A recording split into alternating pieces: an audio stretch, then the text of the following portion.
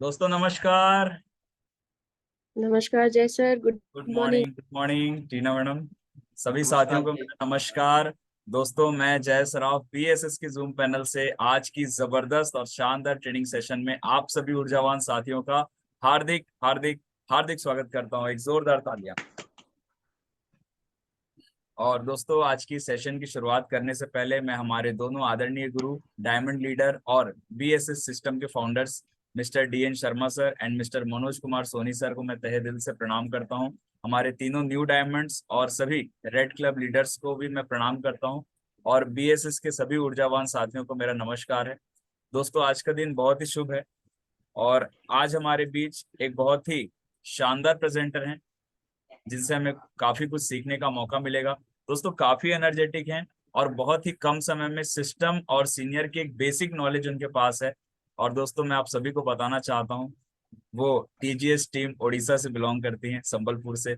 और दोस्तों बहुत ही कम समय में सिस्टम, बीएसएस सिस्टम और सीनियर्स को 100% फॉलो करते हुए आज वो लगातार लगातार सफलता अर्जित करते जा रहे हैं और साथ ही साथ अपनी टीम को भी एक बेहतरीन लीडरशिप दे रहे हैं। दोस्तों एक बेहतरीन तरीके से उन्हें लीड कर रहे हैं। दोस्तों जब ऐसी डायनेमिक पर्सनालिटी को मैं कॉल करूं तो भारतीय परंपरा के अनुसार एक जोरदार, धमाकेदार, दमदार तालियों से उनका हम वेलकम चाहेंगे। So please welcome our dynamic and energetic leader none other than Miss Lisa Chavda madam. Please come on the Zoom panel. एक जोरदार तालियां।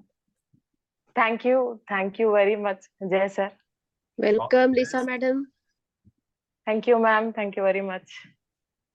Welcome Lisa madam. Thank you sir, thank you sir. तो चलिए दोस्तों, इस बेहतरीन सेशन को देने के लिए मुझे सबसे पहले तहे दिल से धन्यवाद है। और जय सर के लिए एक पहले जोरदार ताली होना चाहिए, क्योंकि अभी एक गाना बज रहा था, सूर्य अस्त पंजाबी मस्त, लेकिन यहाँ सूर्य उदय और मतलब मस्ती शुरू हो जाती है जय सर को देख के, है ना? बीएसएस क्योंकि वो मस्त। हमारे होस्ट हैं। बिल्कुल बिल्कुल मैम, बीएसएस मस्त हो जाता है सूर्य उदय होते ही, क्योंकि इतना बेहतरीन सिस्टम हमारे जो महागुरु हैं उन्होंने बनाया है कि सुबह उठते ही हम लोगों को कुछ नई चीजें सीखने मिलती है, बहुत सारी जानकारियां मिलती हैं। तो चलिए शुरुआत करते हैं। जय श्री कृष्णा, राधे राधे आप सभी को। सबसे पहले तो मैं तहे दिल से धन्यवाद देना चाहूंगी और नमन करना चाहूंगी हमारे फाउंडर्स को, डीएन शर्मा सर और मनोज कुमार सोनी सर को। और साथ ही साथ हमारे जो न्यू डायमंड्स हैं उनको भी मैं तहे दिल से नमन करना चाहती हूँ। और साथ ही साथ सारे रेड क्लब लीडर्स को भी मेरा तहे दिल से नमन है। और उन्हीं का नाम लेके और भगवान जी का नाम लेके इस सेशन का शुरुआत करते हैं। मैं सर से रिक्वेस्ट करना चाहूंगी कि सर प्लीज स्क्रीन शेयर कर देंगे।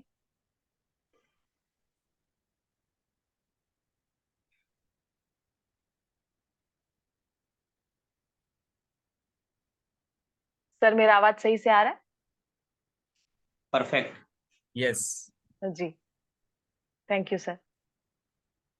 तो चलिए दोस्तों, आज एक कोशिश की है कि एक और मतलब नई सी टॉपिक को लेके इस सेशन को लेने के लिए, ज्यादा लंबा बिल्कुल भी नहीं लूंगी।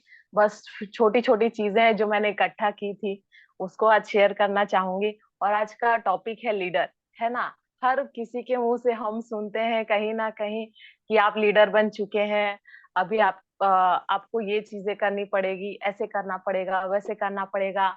और कभी कभी मतलब हम फ्रेशर भी होते हैं तो एक लीडर का क्वालिटी आ जाता है, और कभी कभी एक अच्छे लेवल पे आ जाते हैं ना, तो भी लीडर्स का क्वालिटी नहीं आता है। लीडर जरूर बोल देते हैं लेकिन क्वालिटीज नहीं होता है। तो एक्चुअल में लीडर होता क्या है और किस किस तरीके के लीडर होते हैं, हम वो सारी चीजों के बारे में आज जानेंगे। और मैंने जो इकट्ठा किया है उसमें से मैं कुछ शेयर कर रही हूँ आप लोगों के साथ। तो सर नेक्स्ट करेंगे सर। चलिए, सबसे पहले तो जोरदार ताली होना चाहिए हमारी कंपनी सेफ शॉप के लिए, है ना?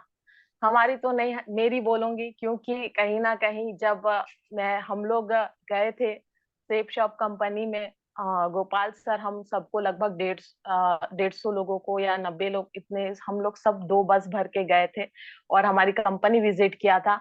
जब हमने वेयर हाउस में एंट्री किया था तो एक अच्छा सा एक्सपीरियंस शेयर करना चाहूंगी अपना। जब हमने वेयर हाउस में एंट्री किया था ना, तो वहां पे हमको जो नटराजन सर है उन्होंने एक चीज बोला था, आप सभी का स्वागत है आपकी कंपनी में। तो वही चीज वहीं से हमको समझ में आया कि नहीं, सही बात है, ये हम मेरी कंपनी है, ना कि मतलब किसी और की, है ना।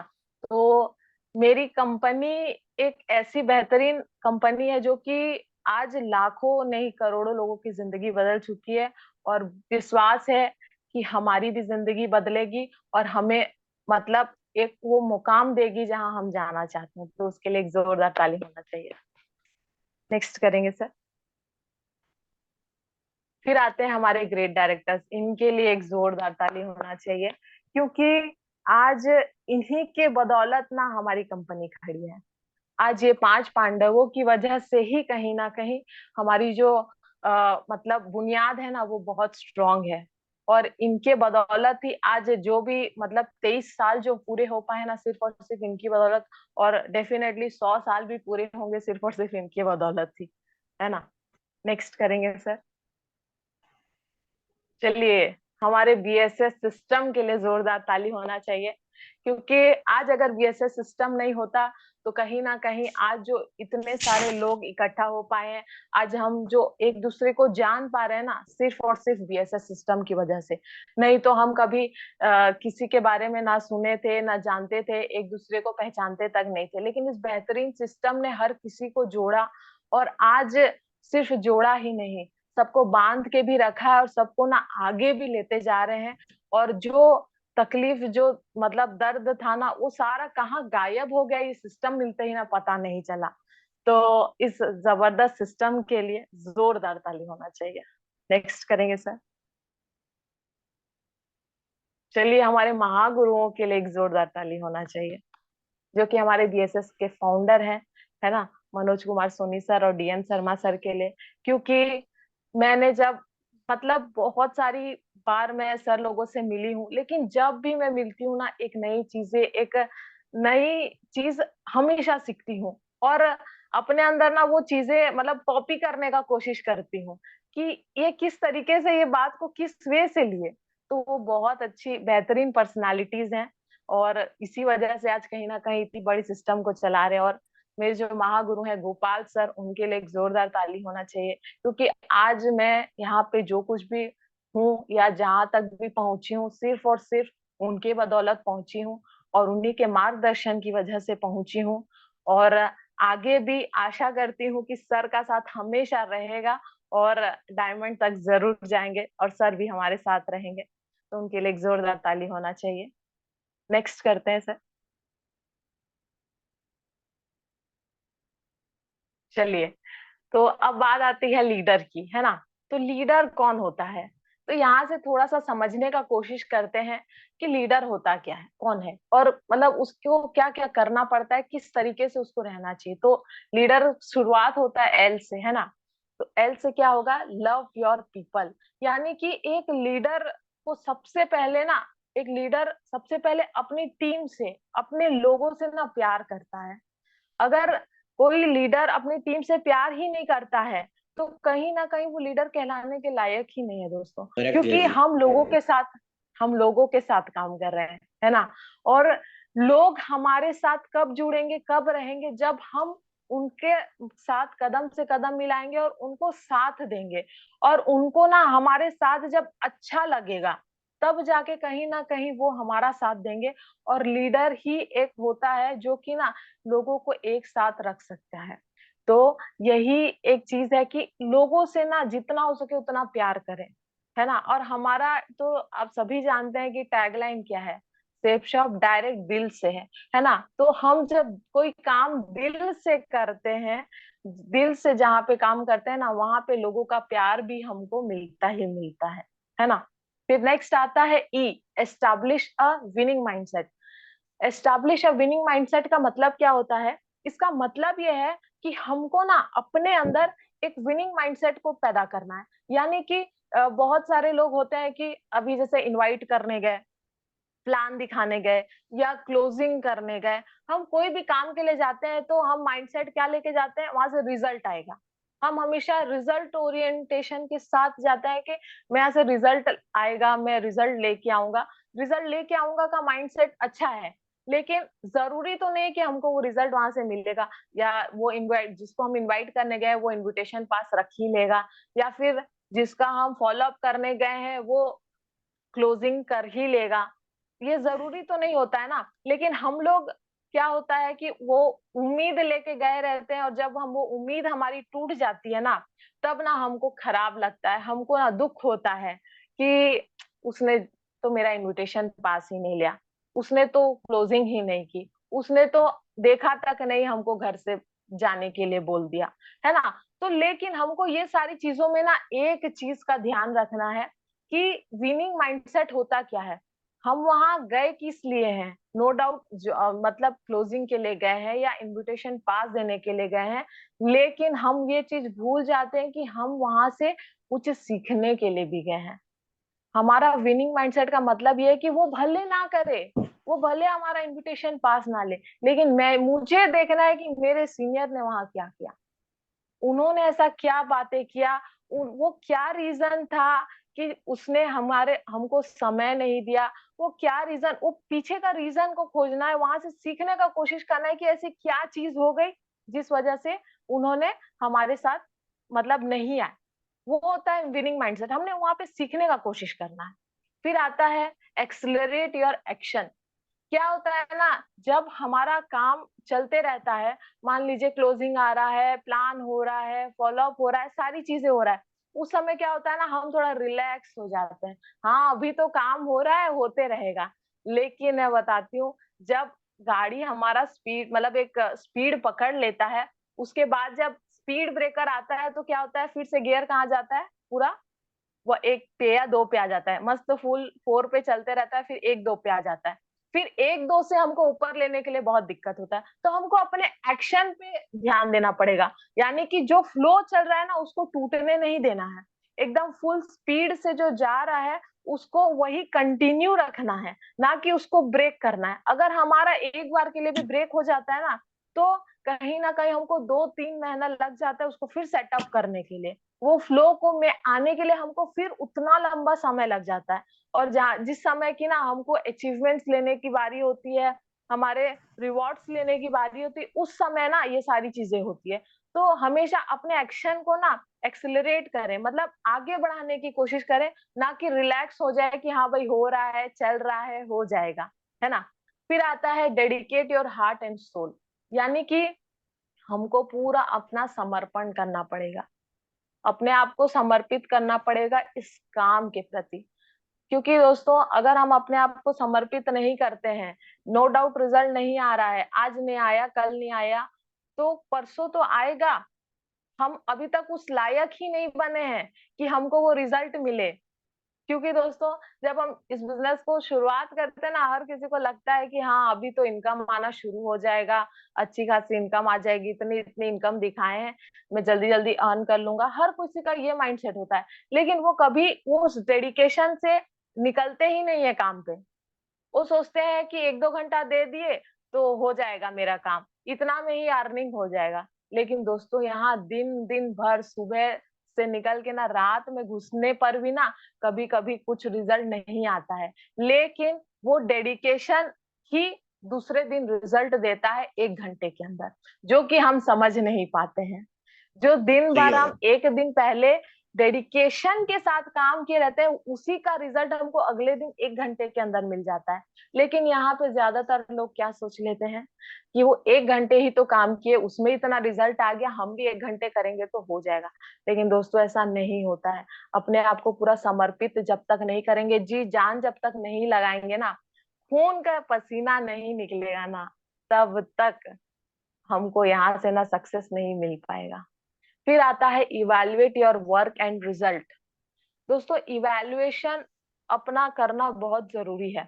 इसका मतलब कि जैसे हमने 15 दिन काम किया है ना, अगर हमने 15 दिन काम किया है तो हमको पता रहना चाहिए कि 15 दिन में हमारे कितने प्लान हुए, कितना रजिस्ट्रेशन हुआ, कितना फॉलो अप हुआ, कितना क्लोजिंग हुआ, वो हमको नॉलेज होना चाहिए। और वो भी देखना है कि उस बीच में क्या हमारा कुछ डेवलपमेंट हुआ, क्या हमारे टीम में कुछ डेवलपमेंट हुआ, कोई नया चीजें कुछ लोग सीखे क्या, इस ग्रुप मीटिंग से क्या रिजल्ट आया, अगर एक ग्रुप मीटिंग हुई है, उसमें जो बात डिस्कस हुई है उसका एक वीक के अंदर कुछ रिजल्ट दिखा कि नहीं, और नहीं दिखा तो उसका क्या कारण है, ये इवैल्यूएशन भी करना बहुत जरूरी है। अगर कोई जगह पे फॉलोअप हुआ और वहां पे भी रिजल्ट नहीं निकलना तो क्यों नहीं निकला, उसको इवैल्यूएट करना हमको बहुत जरूरी है। हमारे सीनियर्स के साथ ये सारी चीजों को डिस्कस करना बहुत जरूरी है। अगर हम ये इवैल्यूएशन करना शुरू कर देंगे ना हर 15 दिन का भी, तो हम ना हर 15 दिन में अपने आप को एक अलग लेवल में डेवलप कर लेंगे, जो कि हम नहीं करते हैं। ज्यादातर लोग नहीं करते हैं, अपने आप को डेवलप करने का कोशिश नहीं करते हैं। हम सोचते हैं कि हम जैसे हैं उसमें ही डायमंड बन जाएंगे, तो ऐसा पॉसिबल नहीं है दोस्तों। क्योंकि आज जो हमारे सीनियर इस लेवल पे पहुंचे हैं, कहीं ना कहीं अपने आप को डेवलप किए हैं, अपने कंफर्ट जोन को छोड़ के आगे निकले हैं। लेकिन हम सोचते हैं कि हम अपने कंफर्ट जोन में रह के सारे काम को कर लेंगे, तो ये कभी पॉसिबल नहीं होगा। फिर आता है आर, यानी कि restart with more clarity and confidence. दोस्तों हमारे साथ बहुत बार ऐसे होता है कि हमारी टीम कभी छोड़ के चले जाती है या कोई वजह से टूट जाती है, तो वहां पे ना हम थक हार के बैठ जाते हैं। लेकिन एक लीडर का ये क्वालिटी कभी नहीं होता है। एक लीडर हमेशा तैयार होता है फिर से रीस्टार्ट करने के लिए। क्यों? क्योंकि उसको पता है कि उसे काम आता है, और उसको पता है कि अगर उस टीम को बना सकता है तो एक नई टीम को भी वो बना सकता है। तो वो सही है। लीडर ना हमेशा रेडी होता है रीस्टार्ट करने के लिए। और जब वो रीस्टार्ट करता है ना दोस्तों, तो मैं एक और चीज बता देती हूँ। टीम टूटने के बाद फिर से जब वो टीम बनाने के लिए निकलता है ना, तो वो और क्लैरिटी और कॉन्फिडेंस के साथ निकलता है। क्यों? क्योंकि उसको पता है कि उस समय उसने जो गलतियां की थी, जिस वजह से ये सारी चीजें हुई, उनकी टीम टूटी, वो यहाँ पे नहीं होगी। तो ये सबसे बड़ी सीख होती है, और एक लीडर वही कहलाता है जो कि फिर से शुरुआत करने के लिए हमेशा रेडी हो। चाहे वो जीरो में क्यों ना पहुंच गया हो, लेकिन फिर से शुरुआत करने का जिगरा हो उसके अंदर, तब जाके वो एक लीडर कहलाता है ना। तो मैं यहाँ पे एक छोटा सा स्टोरी बताना चाहूंगी। मतलब एक राजा था जिसका ना देहांत हो गया, और उसने अपने, क्योंकि राजा के बेटे को ही उसकी राजगद्दी मिलेगी, तो उसको ही उसकी राजगद्दी मिल जाती है। उसके बाद क्या होता है ना, जब वो राजा तो बन जाता है, लेकिन क्या उसको राजा के कोई उसके अंदर कुछ भी क्वालिटीज या कुछ भी नहीं होता है। तो क्या होता है, धीरे धीरे मतलब उसका जो मतलब जो राज्य होता है, उस राज्य में ना बहुत सारी चीजें होती है, जैसे कि किसान लोग होते हैं, हर तरीके के लोग रहते हैं ना। तो कहीं ना कहीं किसान लोग सही तरीके से खेती नहीं कर पा रहे थे, और वहां पे ना सब इधर उधर होने लग गया, एक बीमारी भी फैल गई, पेड़ पौधे मरने लगे, इस तरीके से हो गया, और उसका राज्य जो है ना वो नष्ट होने की कगार पे आ गया। और ठीक उसी समय नष्ट होने वाला ही था कि उसी समय एक और राजा ने उस पे हमला कर दिया। तो अब उस जो जिस राज्य का जो राजा था, उसके पास और कोई रास्ता नहीं था बचने के लिए। तो वो क्या करता है, उसके जो बगल में जो मतलब राज्य था, वो अपने दोस्त के पास चले गया, और वो भी राजा था, कहीं ना कहीं उसके पास जाके उसने मदद मांगने के लिए वो गया। क्योंकि वो राजा का उतना भी हालत नहीं था, मतलब फटे कपड़े थे, धूल मिट्टी लगा हुआ था। तो उसके जो राज दरबार के अंदर जाने के लिए जो वो गार्ड खड़े होते हैं ना, उसने अंदर भी नहीं जाने दिया कि ये कैसे दोस्त हो, मतलब ये कैसे मित्र हो सकते हैं हमारे राजा के, और आप मित्र नहीं हो सकते। तो फिर वो क्या करता है, कहीं से कुछ थोड़े बहुत पैसे उधार उधार लेके वो नए कपड़े पहन के अंदर जाता है, और अपने मित्र से मिलता है, और मतलब अपनी सारी जो बीत उसके ऊपर जो बीती होती है उसको वो बताता है, आप बीती होती है वो बताता है। तो उसके जो मित्र है ना, वो सोचता है कि उसके मित्र उसको अपने राज्य का मतलब एक मतलब मंत्री या कुछ एक बना देंगे और अपने साथ रख लेंगे। लेकिन ना उसके जो मित्र है ना, वो बिल्कुल ऐसा नहीं करते हैं, और उसके मित्र उसको ना 100 भेड़ देते हैं कि जाओ और इसको संभालो। तो उस जो राजा होता है वो खुशी खुशी आ जाता है, और अपने 100 भेड़ को लेके आ जाता है। और जब वो भेड़ चराने के लिए जाता है, तो क्या होता है, शिकारी लोग और जंगली जानवर लोग ना उस सारे भेड़ लोग को लेके खा जाते हैं। एक भी भेड़ नहीं बचती है उसके पास। अब वो फिर वापिस आता है अपने मित्र के पास, सारी भेड़ मेरे से नहीं संभली, मर गई, ऐसे करके वो बताता है फिर से सारी चीजें। तो फिर उसके जो मित्र होते हैं फिर से उसकी मदद करते हैं, और उसको 50 भेड़ देते हैं। 100 भेड़ की जगह उसको 50 भेड़ देते हैं। फिर भी जो राजा राजा होता है ना, वो फिर भी वो 50 भेड़ को नहीं संभाल पाता है, उसी तरह वो जंगली जानवर फिर उसको आके खा जाते हैं। फिर ये वापस जाता है अपने मित्र के पास और बोलता है कि मेरे से वो भी 50 भेड़ भी नहीं संभली, और वो फिर उसको फिर मदद करता है, 25 भेड़ देता है। तो अब जब 25 भेड़ देता है ना, तो वो राजा को ना दिमाग में आता है कि इसने तीसरी नंबर बार मुझे भेड़ दी है, अब इस बार अगर मैं इनको नहीं संभालूंगा तो कहीं ना कहीं अब वो मुझे अगली बार नहीं देने वाला है।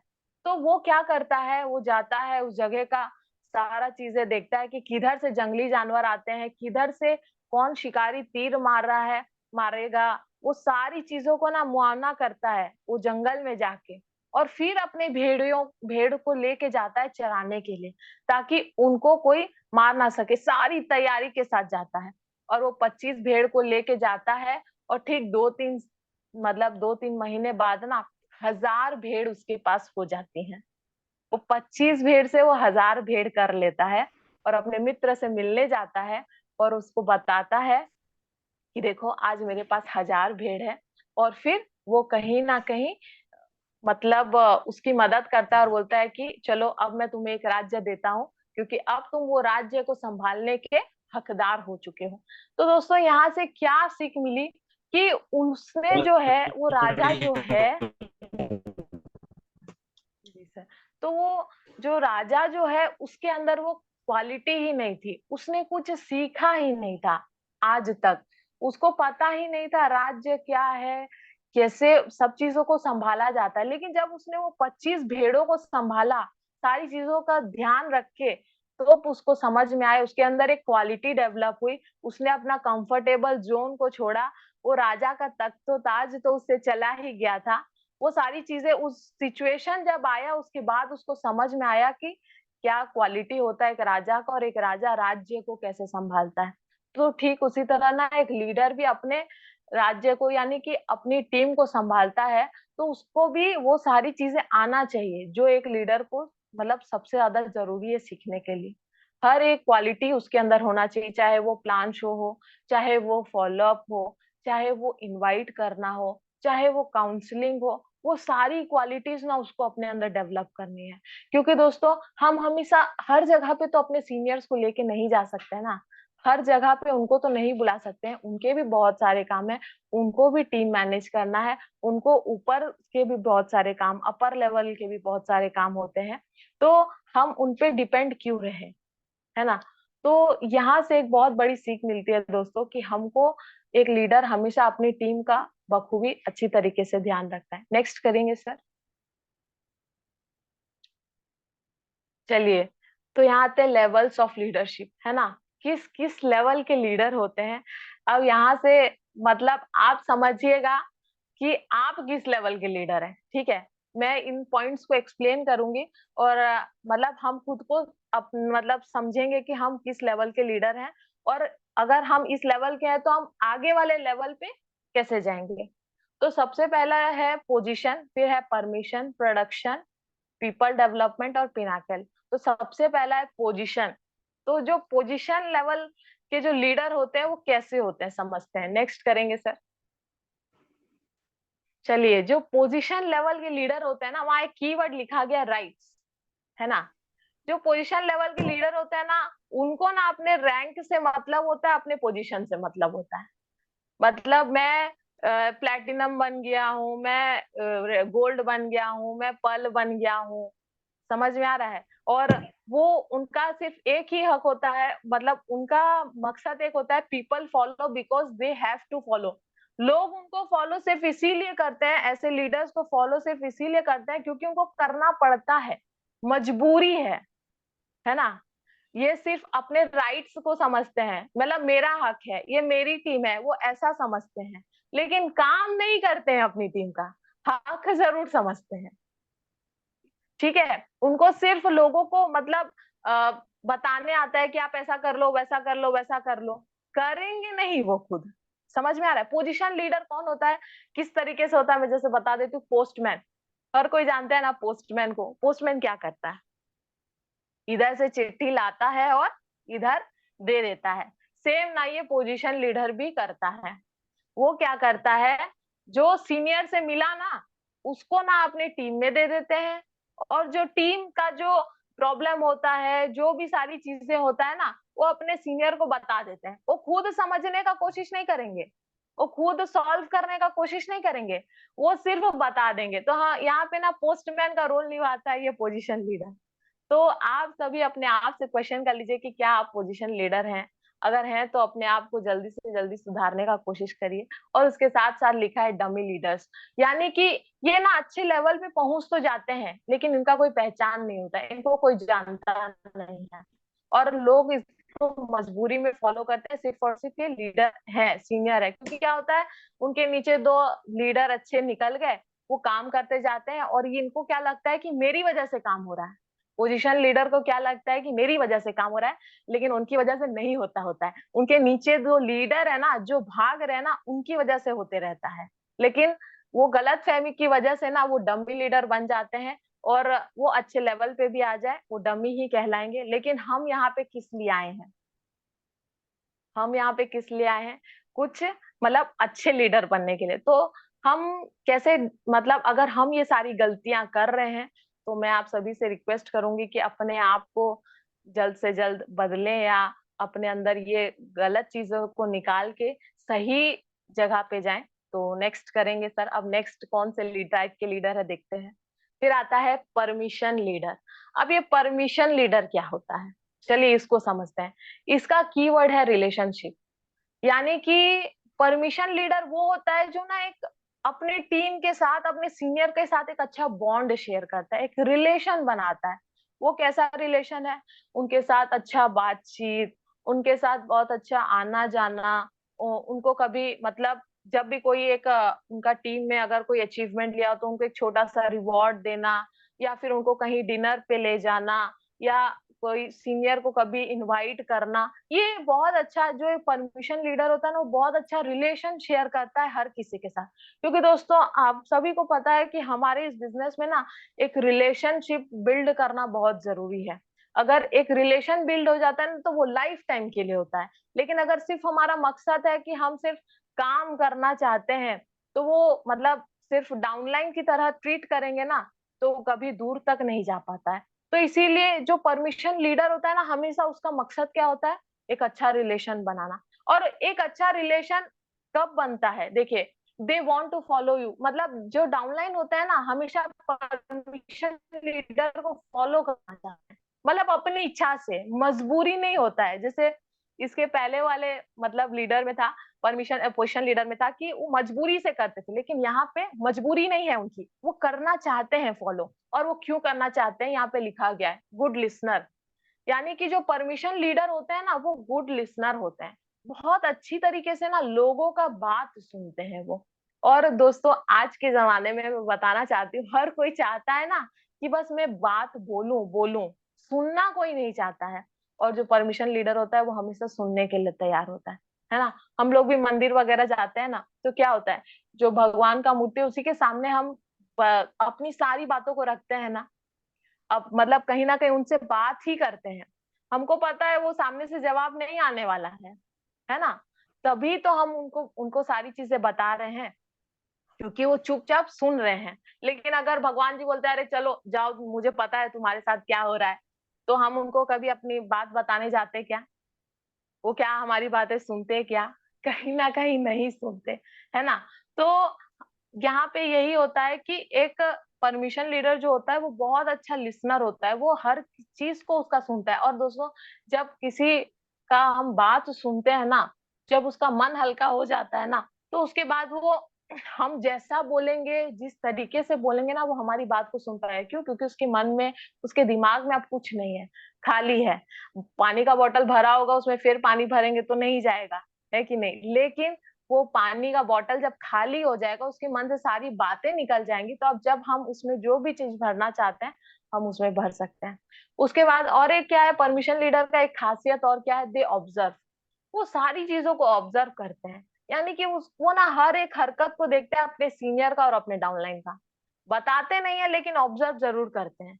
यानी कि उनके सीनियर किस तरीके से पानी पी रहे हैं, कैसे खड़े हो रहे हैं, कैसे बैठ रहे हैं, कैसे हाथ मिला रहे हैं, किस तरीके से मतलब किसी को वेलकम कर रहे हैं या अपने सीनियर को किस तरीके से ट्रीट कर रहे हैं, वो सारी चीजें ना वो ऑब्जर्व करते रहते हैं ताकि वो अपने अंदर वो क्वालिटीज को ला पाए।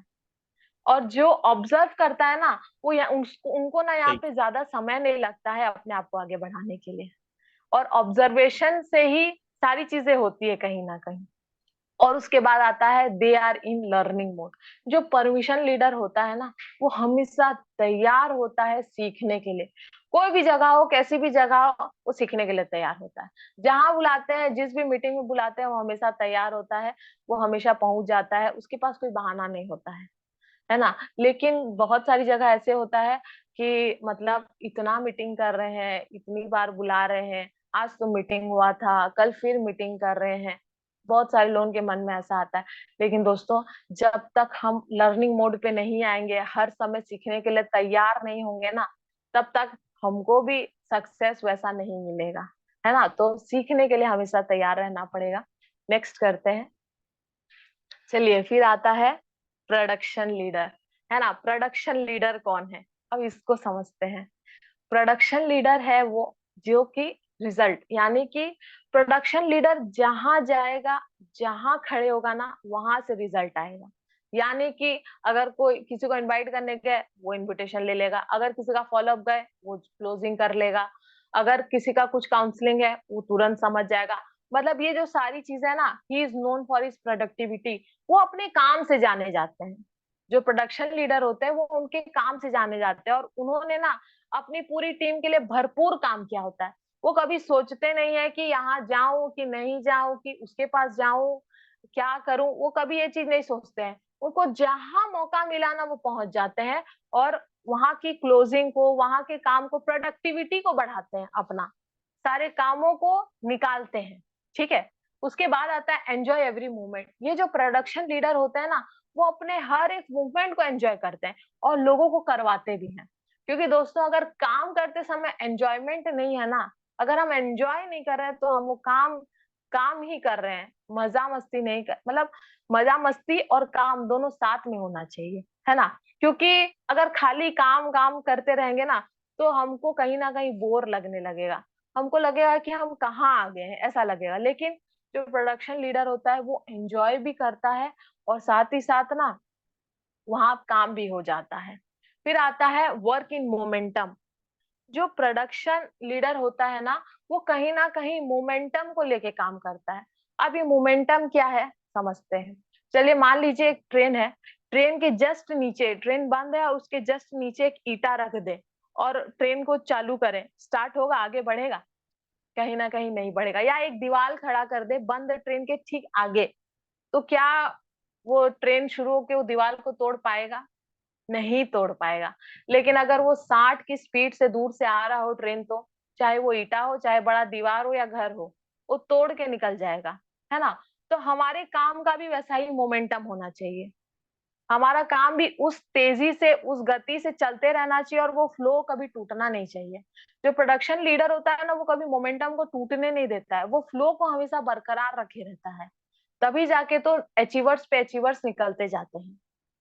नेक्स्ट करेंगे सर। फिर आता है पीपल डेवलपमेंट।